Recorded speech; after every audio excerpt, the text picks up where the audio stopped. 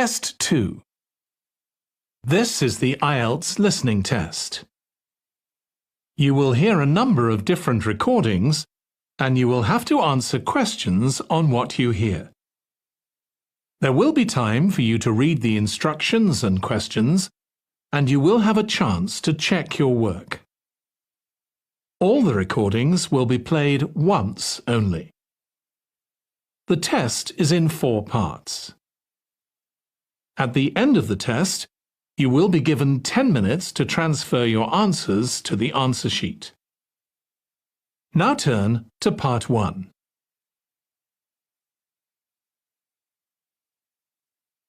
Part 1.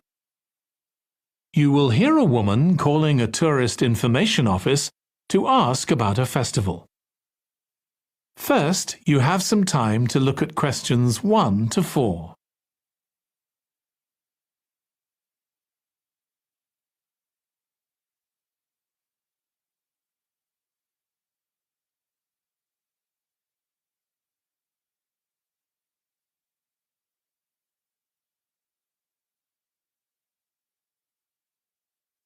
Now listen carefully and answer questions 1 to 4. Good morning. You're through to the Tourist Information Office. Tim speaking. How can I help you? Oh, hello. Could you give me some information about next month's festival, please? My family and I will be staying in the town that week. Of course. Well, it starts with a concert on the afternoon of the 17th. Oh, I heard about that. The orchestra and singers come from the USA, don't they? They're from Canada. They're very popular over there. They're going to perform a number of well-known pieces that will appeal to children as well as adults. That sounds good. My whole family are interested in music. The next day, the 18th, there's a performance by a ballet company called Eustatis. Sorry? The name is spelled E-U-S-T-A-T-I-S.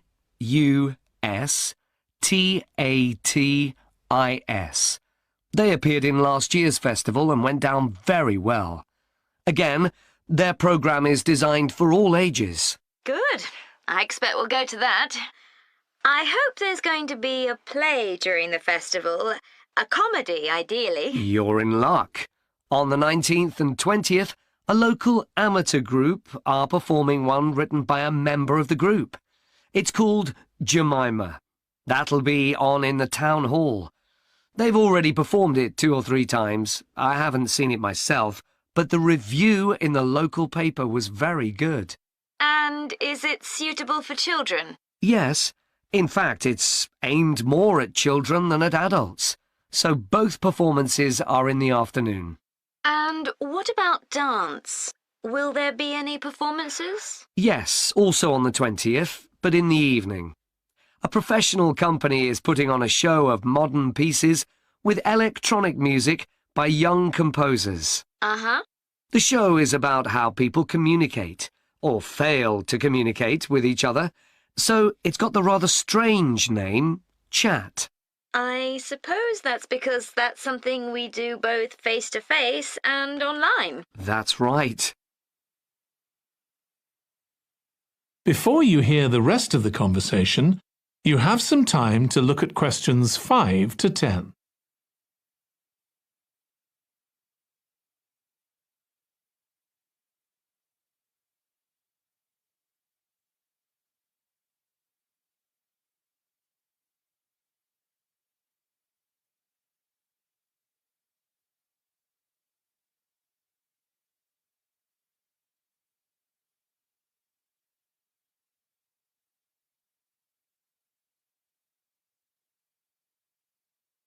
Now listen and answer questions 5 to 10. Now, there are also some workshops and other activities. They'll all take place at least once every day, so everyone who wants to take part will have a chance. Good. We're particularly interested in cookery. You don't happen to have a cookery workshop, do you? We certainly do. It's going to focus on how to make food part of a healthy lifestyle. And it'll show that even sweet things like cakes can contain much less sugar than they usually do. That might be worth going to. We're trying to encourage our children to cook. Another workshop is just for children, and that's on creating posters to reflect the history of the town. The aim is to make children aware of how both the town and people's lives have changed over the centuries. The results will be exhibited in the community centre. Then, the other workshop is in toy making, and that's for adults only. Oh, why's that? Because it involves carpentry. Participants will be making toys out of wood, so there'll be a lot of sharp chisels and other tools around. It makes sense to keep children away from it. Exactly. Now, let me tell you about some of the outdoor activities. There'll be supervised wild swimming. Wild swimming? What's that? It just means swimming in natural waters, rather than a swimming pool. Oh, okay. In a lake, for instance. Yes. There's a beautiful one just outside the town, and that'll be the venue for the swimming. There'll be lifeguards on duty, so it's suitable for all ages. And finally, there'll be a walk in some nearby woods every day. The leader is an expert on insects. He'll show some that live in the woods and how important they are for the environment. So there are going to be all sorts of different things to do during the festival. There certainly are. If you'd like to read about how the preparations for the festival are going, the festival organizer is keeping a blog. Just search online for the festival website, and you'll find it. Well, thank you very much for all the information. You're welcome. Goodbye. Goodbye. That is the end of part 1. You now have 1 minute to check your answers to part 1.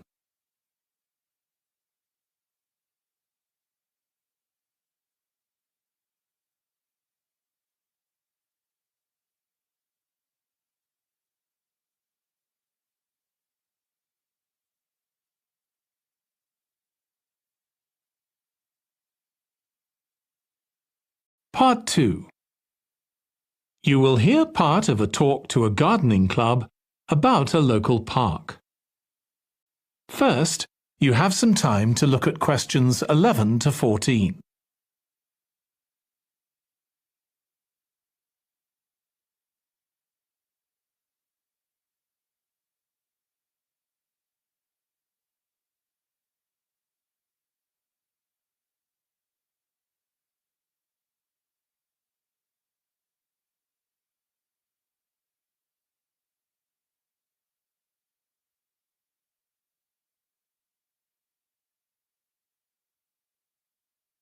Now listen carefully and answer questions 11 to 14. I'm very pleased to welcome this evening's guest speaker, Mark Logan, who's going to tell us about the recent transformation of Minster Park. Over to you, Mark. Thank you. I'm sure you're all familiar with Minster Park. It's been a feature of the city for well over a century, and has been the responsibility of the City Council for most of that time. What perhaps isn't so well known is the origin of the park. Unlike many public parks that started in private ownership, as the garden of a large house, for instance, Minster was some wasteland, which people living nearby started planting with flowers in 1892. It was unclear who actually owned the land, and this wasn't settled until 20 years later, when the council took possession of it. You may have noticed the statue near one of the entrances. It's of Diane Gosforth, who played a key role in the history of the park. Once the council had become the legal owner, it planned to sell the land for housing. Many local people wanted it to remain a place that everyone could go to enjoy the fresh air and natural environment. Remember, the park is in a densely populated residential area. Diane Gosforth was one of those people, and she organised petitions and demonstrations, which eventually made the council change its mind about the future of the land.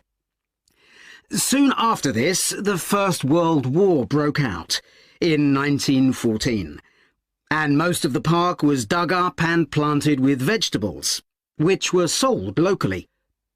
At one stage, the army considered taking it over for troop exercises, and got as far as contacting the city council, then decided the park was too small to be of use.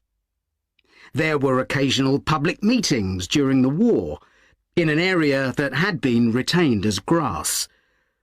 After the war, the park was turned back more or less to how it had been before 1914, and continued almost unchanged until recently.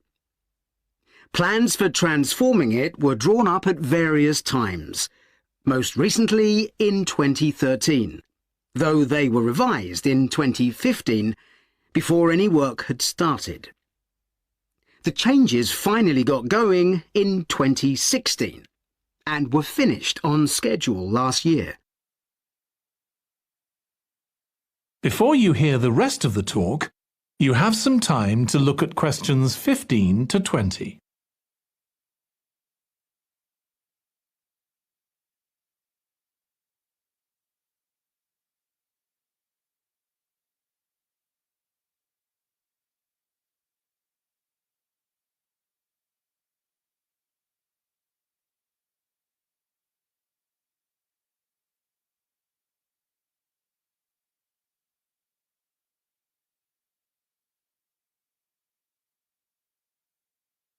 Now listen and answer questions 15 to 20. OK, let me tell you about some of the changes that have been made and some things that have been retained. If you look at this map, you'll see the familiar outline of the park, with the river forming the northern boundary, and a gate in each of the other three walls. The statue of Diane Gosforth has been moved. It used to be close to the south gate, but it's now immediately to the north of the lily pond, almost in the centre of the park, which makes it much more visible. There's a new area of wooden sculptures, which are on the riverbank, where the path from the east gate makes a sharp bend. There are two areas that are particularly intended for children. The playground has been enlarged and improved, and that's between the river and the path that leads from the pond to the river. Then there's a new maze, a circular series of paths separated by low hedges. That's near the west gate. You go north from there towards the river and then turn left to reach it. There have been tennis courts in the park for many years, and they've been doubled, from 4 to 8. They're still in the southwest corner of the park, where there's a right-angled bend in the path. Something else I'd like to mention is the new fitness area. This is right next to the lily pond on the same side as the west gate. Now, as you're all gardeners, I'm sure you'll like to hear about the plants that have been chosen for the park. That is the end of part 2. You now have 30 seconds to check your answers to part 2.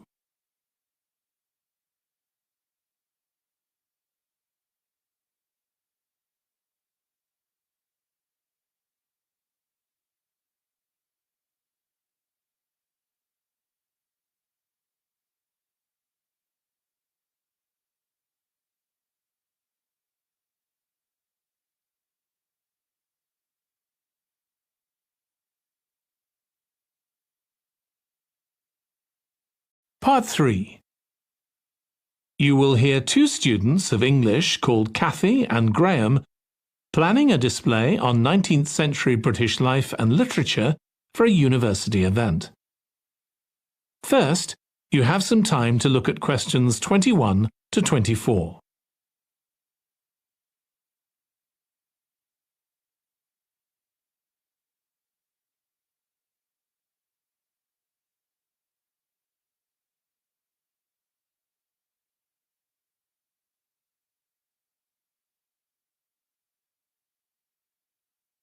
Now listen carefully and answer questions 21 to 24. OK, Graham, so let's check we both know what we're supposed to be doing. OK. So, for the university's open day, we have to plan a display on British life and literature in the mid-19th century. That's right. But we'll have some people to help us find the materials and set it up, remember? For the moment, we just need to plan it. Good. So, have you gathered who's expected to come and see the display? Is it for the people studying English or students from other departments? I'm not clear about it. Nor me.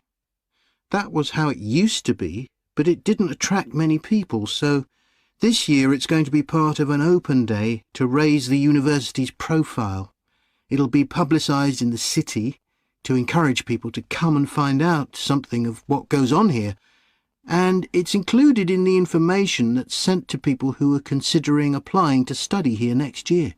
Presumably some current students and lecturers will come? I would imagine so. But we've been told to concentrate on the other categories of people. Right. We don't have to cover the whole range of 19th century literature, do we? No, it's entirely up to us. I suggest just using Charles Dickens. That's a good idea. Most people have heard of him and have probably read some of his novels or seen films based on them. So that's a good lead-in to life in his time. Exactly. And his novels show the awful conditions that most people had to live in, don't they? He wanted to shock people into doing something about it. Did he do any campaigning other than writing? Yes, he campaigned for education and other social reforms and gave talks. But I'm inclined to ignore that and focus on the novels. Yes, I agree. Before you hear the rest of the discussion, you have some time to look at questions 25 to 30.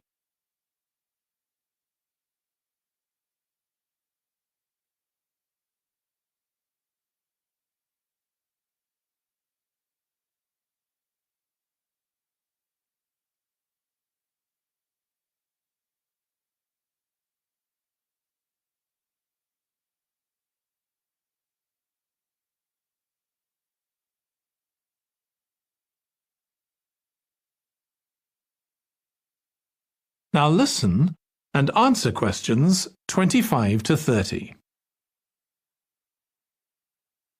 OK, so now shall we think about a topic linked to each novel?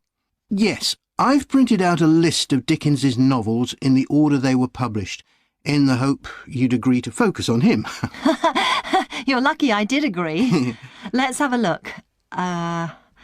OK, the first was The Pickwick Papers, published in 1836. It was very successful when it came out, wasn't it? And was adapted for the theatre straight away. There's an interesting point, though, that there's a character who keeps falling asleep, and that medical condition was named after the book, Pickwickian syndrome. Oh, so why don't we use that as the topic and include some quotations from the novel? Right. Next is Oliver Twist. Mm-hmm. There's a lot in the novel about poverty, but maybe something less obvious. Well, Oliver is taught how to steal, isn't he? We could use that to illustrate the fact that very few children went to school, particularly not poor children, so they learnt in other ways. Good idea. What's next? Maybe Nicholas Nickleby? Actually, he taught in a really cruel school, didn't he? That's right. But there's also the company of touring actors that Nicholas joins. We could do something on theatres and other amusements of the time. We don't want only the bad things, do we? OK. What about Martin Chuzzlewit? He goes to the USA, doesn't he? Yes. And Dickens himself had been there a year before and drew on his experience there in the novel. I wonder, though. The main theme is selfishness, so we could do something on social justice? No, too general. Let's keep to your idea. I think it would work well. He wrote Bleak House next. That's my favourite of his novels. Yes, mine too. Oh, His satire of the legal system is pretty powerful. that's true. But think about Esther, the heroine.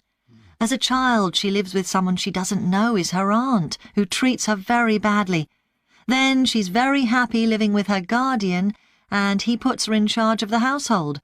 And at the end, she gets married, and her guardian gives her and her husband a house, where, of course, they're very happy. Yes, I like that. What shall we take next? Little Dorrit? Old Mr. Dorrit has been in a debtor's prison for years. So was Dickens's father, wasn't he? That's right. What about focusing on the part when Mr. Dorrit inherits a fortune and he starts pretending he's always been rich? Good idea. OK. So next we need to think about what materials we want to illustrate each issue. That's going to be quite hard. That is the end of part 3. You now have 30 seconds to check your answers to part 3.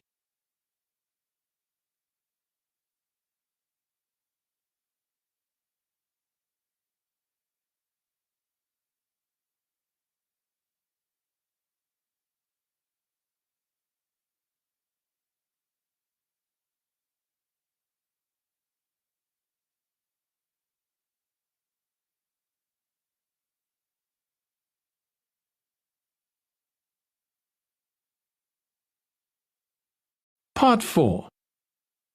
You will hear part of a presentation about an agricultural program in the country of Mozambique. First, you have some time to look at questions 31 to 40.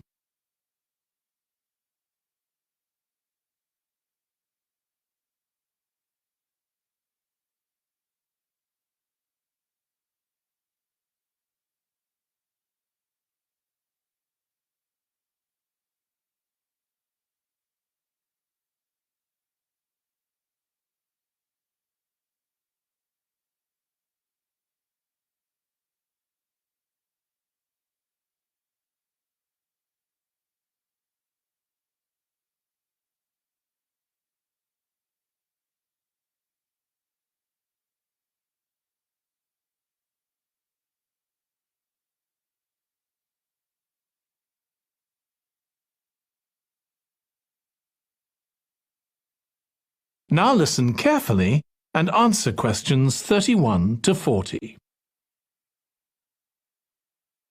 I'm going to report on a case study of a programme which has been set up to help rural populations in Mozambique, a largely agricultural country in Southeast Africa. The programme worked with 3 communities in Chikwalakwala district near the Limpopo River. This is a dry and arid region with unpredictable rainfall. Because of this, people in the area were unable to support themselves through agriculture, and instead they used the forest as a means of providing themselves with an income, mainly by selling charcoal.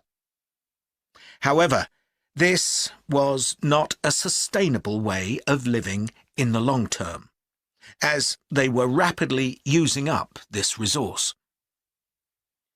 To support agriculture in this dry region, the programme focused primarily on making use of existing water resources from the Limpopo River by setting up systems of irrigation, which would provide a dependable water supply for crops and animals. The programme worked closely with the district government in order to find the best way of implementing this. The region already had one farmers' association, and it was decided to set up 2 more of these.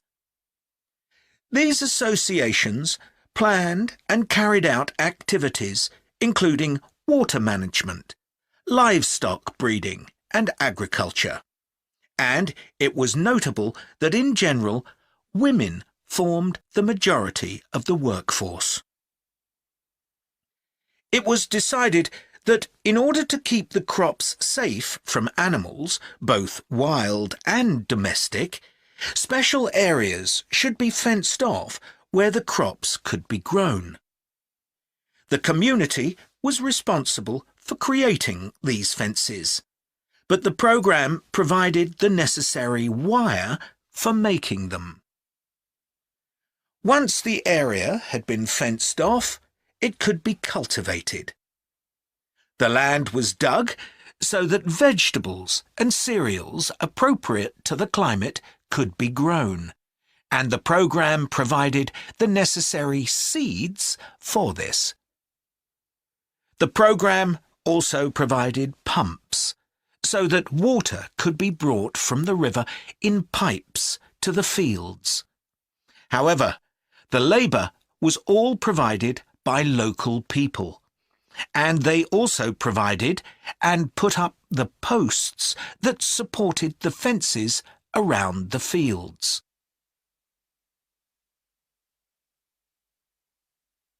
Once the programme had been set up, its development was monitored carefully. The farmers were able to grow enough produce not just for their own needs, but also to sell. However, getting the produce to places where it could be marketed was sometimes a problem, as the farmers did not have access to transport, and this resulted in large amounts of produce, especially vegetables, being spoiled. This problem was discussed with the farmers' associations, and it was decided that in order to prevent food from being spoiled, the farmers needed to learn techniques for its preservation. There was also an additional initiative that had not been originally planned, but which became a central feature of the programme. This was when farmers started to dig holes for tanks in the fenced-off areas, and to fill these with water and use them for breeding fish, an important source of protein. After a time, another suggestion was made by local people which hadn't been part of the programme's original proposal, but which was also adopted later on. They decided to try setting up colonies of bees, which would provide honey both for their own consumption and to sell. So, what lessons can be learned from this programme? First of all, it tells us that in dry, arid regions, if there is access to a reliable source of water, there is great potential for the development of agriculture. In Chiqualaquala, there was a marked improvement in agricultural production, which improved food security and benefited local people by providing them with both food and income. However, it's important to set realistic timelines for each phase of the programme, especially for its design, as mistakes made at this stage may be hard to correct later on. The programme demonstrates that sustainable development is possible in areas where there is... That is the end of part 4. You now have 1 minute to check your answers to part 4.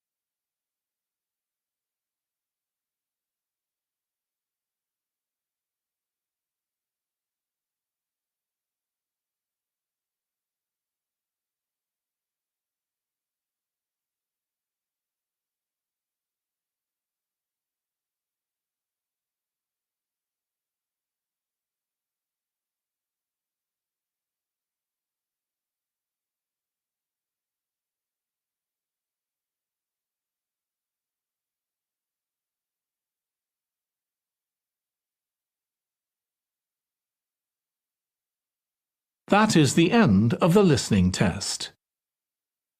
In the IELTS test, you would now have 10 minutes to transfer your answers to the answer sheet.